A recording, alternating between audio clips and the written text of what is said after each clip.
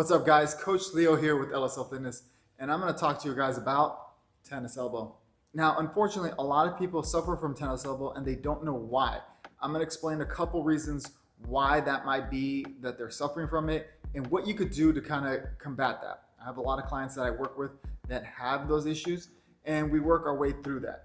Now, before I go into detail about those things, make sure you hit like and subscribe and hit that notification bell so you know when I posted that next video.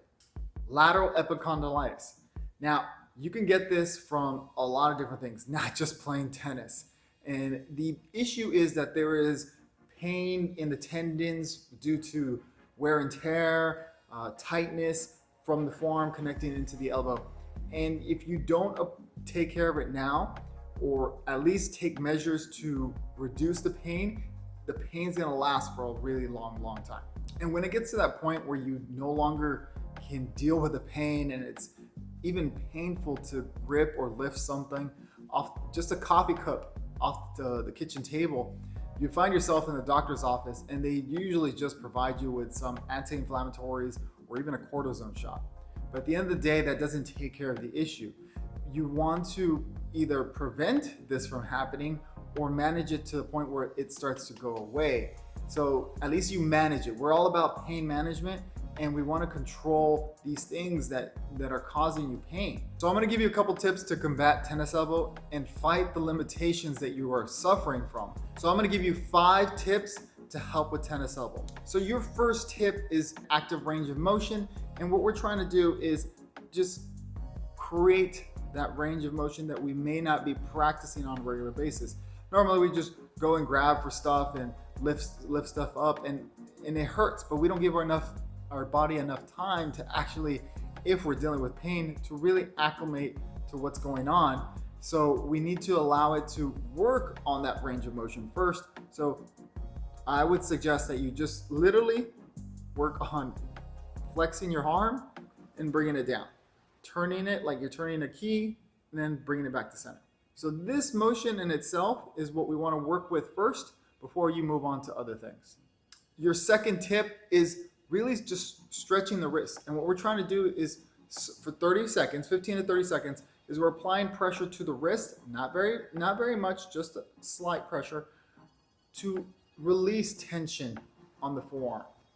By applying slight pressure on the wrist, we are stretching the extensor muscles that run from the fingers, from the hand, all the way into the elbow. Now, if you make a fist and apply the same pressure, you'll create a little more stretch in that area, releasing a little more of that tension. But I wouldn't do this yet until you feel that this is a little more comfortable. Now, your third tip could be potentially wearing a brace. Now, you don't want to wear a full sleeve for your elbow. What we're focusing on is primarily on the forearm. So I'm pretty sure you've seen people wear those straps that focus putting pressure on this section of the forearm, not on the elbow, but right beneath it. Like I said, what we're trying to do is release that tension, the stress that's being caused to the elbow because due to tightness or wear and tear. So if you have something that applies pressure on the forearm, you'll find that you're able to move your wrist in a much better position, in a much more pain-free position. Tip number 4, manual therapy.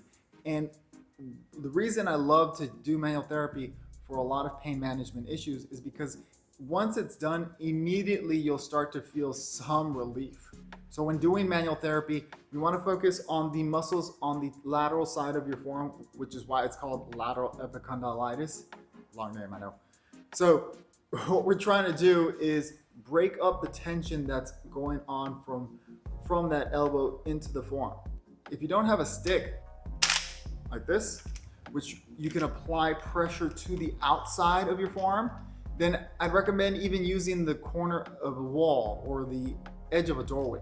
So what you're gonna do is, if you're on the edge of a doorway, is really apply pressure to that side and slowly work your way down your forearm and then back. The same thing you would do with the stick, running down and back. And again, the point is not to inflict pain, but to really break up the tissue that's been affected by being so tight because it's trying to compensate because of the pain that you're dealing with. I want you to remember this. Just because you have pain in a joint that doesn't mean that that's the running issue. The actual issue might be a foot to 2 feet away from that. But in this instance, it might be literally half a foot, maybe a couple inches away from your elbow, which is causing you pain. And it really is the muscles that are causing you to limit your mobility and your range of motion, or limiting you in even just picking up something.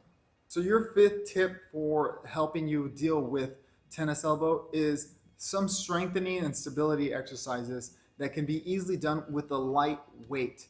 Don't overdo it because you want to get better right away. It's a matter of progression. So what you'll do is you'll use a weight just like this, and we're working on extension as well as flexion.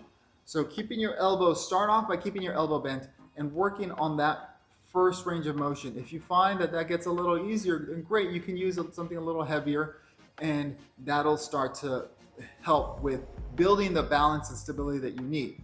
Now you can also work on stability by working on pronation and supination of the wrist by turning not your forearm, but just your wrist, because that's going to work on that area. Remember, you want to do this towards the end of doing all these other exercises and tips that I've given you, because that motion itself can cause some pain. So make sure you do the others. And if you find that those are easier, or they've released a lot of that pain or discomfort that you've been feeling, then move on to this. This is why I'm giving you this tip at the end. There you have it, guys. 5 tips to help you with tennis elbow. Make sure you hit like and subscribe and hit that notification bell so you know when I posted that next video. If you have any questions about pain management and how to combat a lot of issues that you might be dealing with, please leave them in the comment section down below. A lot of my clientele is based on helping them come back from limitations. So I have a lot of time dealing with that, and I'd love to answer your guys' questions. All right, I'll catch you guys on the next one.